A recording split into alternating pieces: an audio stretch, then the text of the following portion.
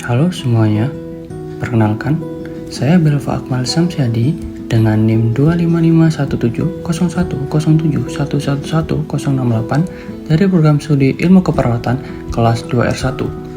Ini adalah tugas video anatomi saya.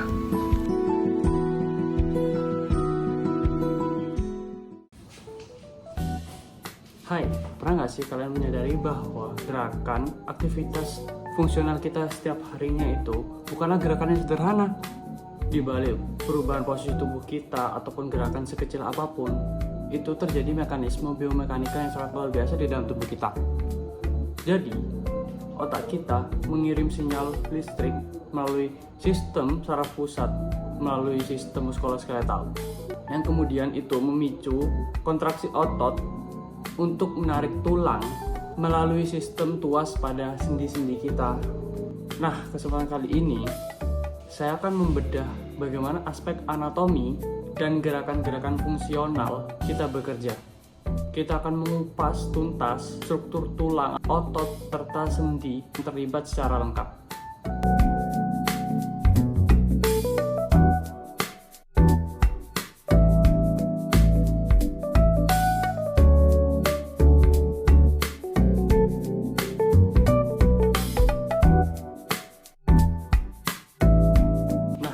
Kita mulai bahas dari gerakan yang sering banget kita lakukan dalam kegiatan sehari-hari, yaitu mengetik di laptop.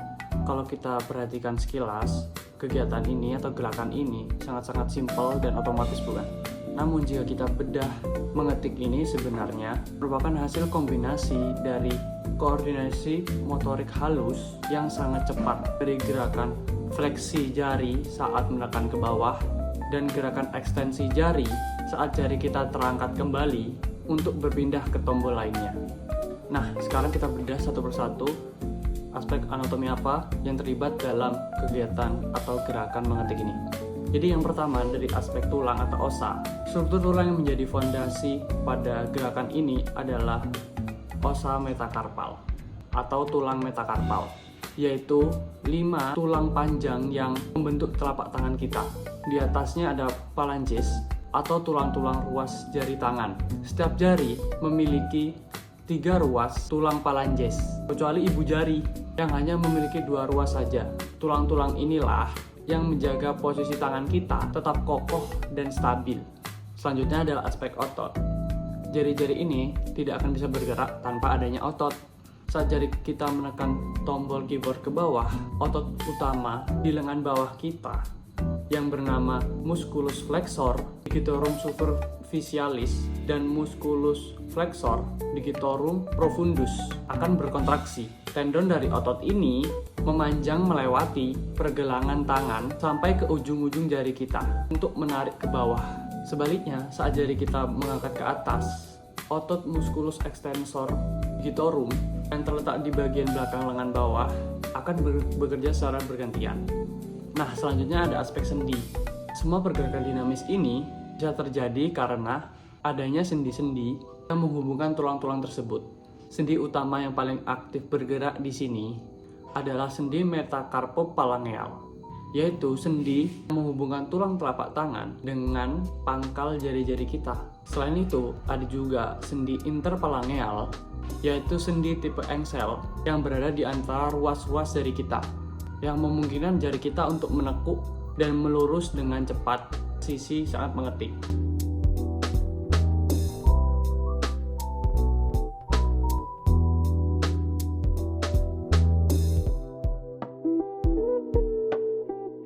Ini juga gerakan yang tidak kalah sering kita lakukan di kegiatan kita sehari-hari, yaitu menulis. Gerakan menulis sebenarnya jauh lebih kompleks secara motorik halus. Menulis menuntut tangan kita untuk melakukan sebuah kemampuan genggaman presisi tinggi yang disebut pincer grasp, yaitu kombinasi gerakan oposisi ibu jari atau jempol yang berhadapan dengan jari telunjuk untuk menjepit pulpen, serta gerakan ekstensi pergelangan tangan yang konstan agar posisi tangan kita tetap stabil dan tidak lemas di atas kertas. Pada aspek tulang, menulis melibatkan 3 kelompok tulang utama pada tangan. Ada tulang karpal, yaitu 8 tulang kecil yang menyusun pergelangan tangan kita.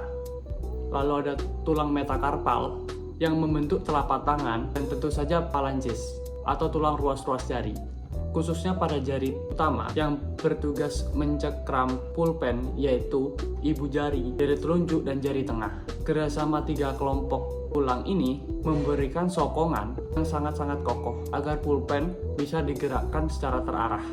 Lalu dari segi aspek otot yang paling pahlawan dan sangat spesifik di gerakan ini adalah musculus opponens pollicis. Ini adalah otot khusus yang terletak di pangkal ibu jari kita yang fungsinya sangat unik, yaitu menarik dan memutar ibu jari agar bisa berhadapan langsung dengan jari telunjuk kita untuk menjepit pulpen.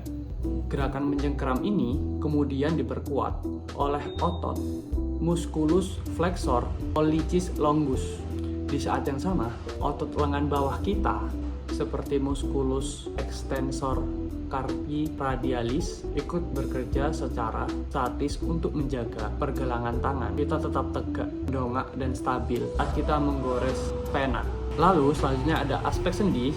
Fleksibilitas gerakan menulis ini bertumbuh pada beberapa sendi penting. Sendi yang paling berjasa membuat manusia bisa memegang pulpen dengan mudah adalah sendi carpometacarpal pertama, yaitu sendi tipe pelana khusus yang berada di pangkal ibu jari kita. Selain itu, pergerakan halus saat tangan kita bergeser menulis dari kiri ke kanan dikendalikan oleh sendi radiokarpal, atau lebih umum kita sebut sebagai sendi pergelangan tangan, yang menghubungkan tulang lengan bawah dengan tulang karpal kita. Itulah 2 gerakan yang kita lakukan sehari-hari sebagai mahasiswa, dan ternyata gerakan sederhana memiliki mekanisme yang luar biasa. Cukup sekian dari saya, terima kasih, see you next time semuanya.